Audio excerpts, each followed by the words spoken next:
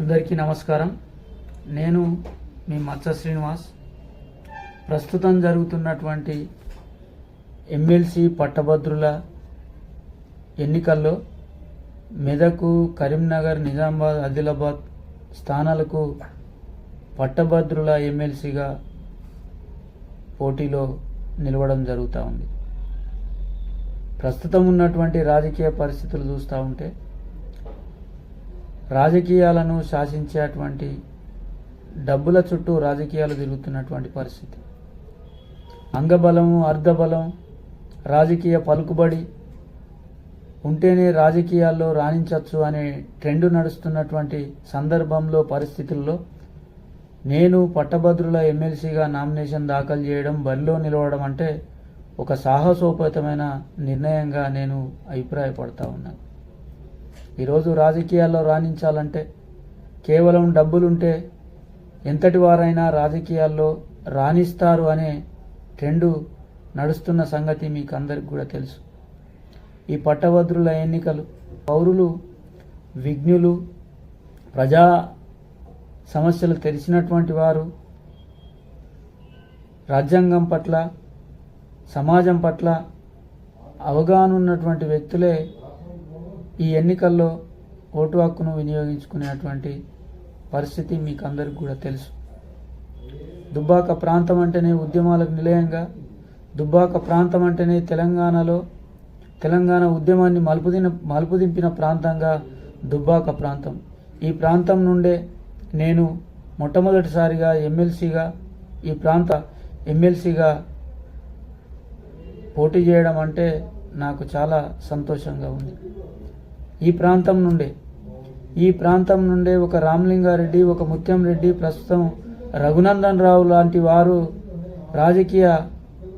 రాష్ట్ర రాజకీయాలను శాసిస్తున్నటువంటి సందర్భంలోనే నేను వారంత గొప్పవాని కాకపోయినా ఎంతో కొంత గత అనేక సంవత్సరాలుగా ప్రజల పట్ల, ప్రజల కొరకు నిత్యం ప్రజా సమస్యలపైన పోరాటం చేస్తున్న వ్యక్తిగా ఈరోజు పట్టభద్రుల ఎమ్మెల్సీగా నామినేషన్ దాఖలు చేయడం జరిగింది.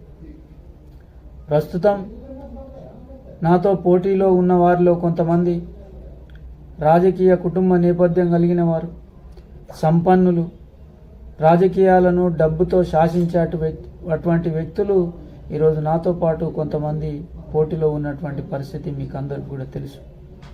కేవలం డబ్బులే రాజకీయాన్ని శాసిస్తాయి, డబ్బులుంటే ఎంతటి వారైనా రాజకీయాల్లో రాణించవచ్చు అనే పరిస్థితి నుంచి ఎమ్మెల్సీ ఓటర్లు, పట్టభద్రులు బయటకు రావాలని చెప్పి ఈ సందర్భంగా వారికి అందరికి కూడా విజ్ఞప్తి చేస్తూ ఉన్నాను. ఈరోజు ప్రజల మనిషిగా, మీ మనిషిగా, మీ బిడ్డగా ఎమ్మెల్సీ అభ్యర్థిగా నామినేషన్ దాఖలు చేయడం జరిగింది. కాబట్టి ఒక్కసారి ఆలోచించండి. మీ బిడ్డగా, ఒక బహుజన బిడ్డగా, ఒక బీసీ బిడ్డగా ఈ ఎన్నికల్లో పోటీలో ఉన్న మన ఆత్మగౌరవాన్ని, మన బీసీల ఆత్మగౌరవాన్ని కాపాడాలని, మన బీసీ బిడ్డను ఆశీర్వదించాలని పట్టభద్రుల ఎమ్మెల్సీ ఓటర్లకు మరోసారి కూడా చేతులు జోడించి విజ్ఞప్తి చేస్తూ ఉన్నా. ఈ ఎన్నికల్లో ప్రజాస్వామ్యాన్ని బతికించండి. ఇప్పటికే ప్రజాస్వామ్యం పూర్తిగా నశించిపోయింది. రాజకీయం మొత్తం డబ్బుల చుట్టూ తిరుగుతున్నటువంటి పరిస్థితి.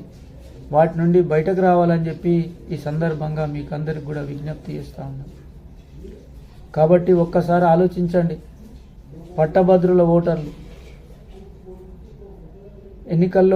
ఈ ఎన్నికల్లో పాల్గొన్నటువంటి వారు సాధారణ పౌరులు కాదు. ఈ ఎన్నికలు సాధారణ ఎన్నికలు కావు. ఈ ఎన్నికల్లో పాల్గొనేటువంటి వ్యక్తులు, ఓటర్లు, విజ్ఞులు, సమాజం పట్ల అవగాహన ఉన్నటువంటి వ్యక్తులు, చదువుకున్నటువంటి వ్యక్తులు, పట్టభద్రులు, రాజ్యాంగం తెలిసినటువంటి వారు. కాబట్టి ఆలోచించి ఈ ఎన్నికల్లో మీ బిడ్డను ఆశీర్వదిస్తారని చెప్పి ఈ సందర్భంగా కోరుకుంటున్నాను.